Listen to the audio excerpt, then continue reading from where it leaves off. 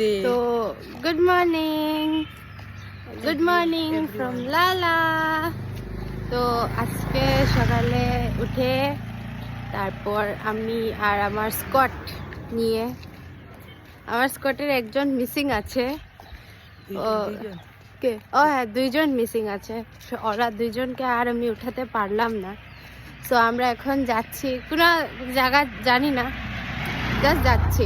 কই যাচ্ছি জানি না, যাওয়ার পরে ফটো দেখবে কই গেছি। আর এখন যাচ্ছি সকালে ওয়াকিংয়ে। এখন ওয়াকিং কি, এখন বাচ্চা 7:30টার উপরে, বাচ্চা 8টা বেজে যাচ্ছে, বাট স্টিল লালার ওয়েদারটা এত ভালো, মানে না এক্সেস ঠান্ডাও না, এক্সেস গরমও না। গরম তো নাই, মানে এক্সেস ঠান্ডা না। কি তারপরে সকাল সকাল উঠে আমরা বড়ই পাচ্ছি। বড়ই খেয়ে আমার পুরো দাঁত টক হয়ে গেছে, পুরো দাঁত শিরশির করছে।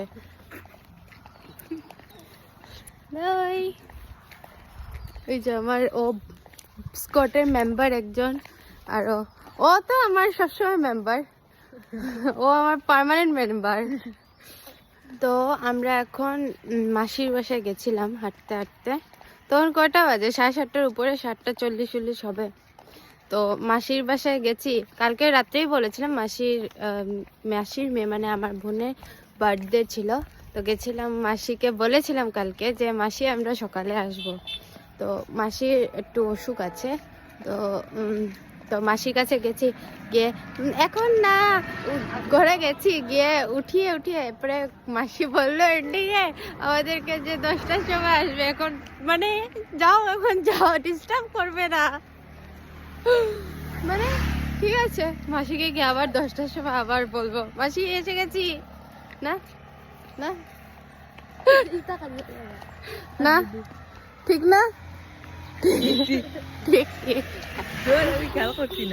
আমরা হাঁটতে হাঁটতে এসে গেছি হনুমান মন্দিরে, যেটা হলো পিকে রোডে না। তো আমাদের রাস্তায় 20 মিনিটস তো লেগেছে অ্যাটলিস্ট, যেতে আবার 20 মিনিটস শেষ। তো এই যে হনুমান মন্দির দেখাই,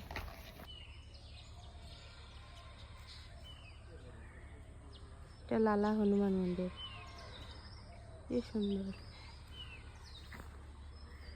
যেহেতু আমি চান করিনি তাই ঢুকবো না। এই যে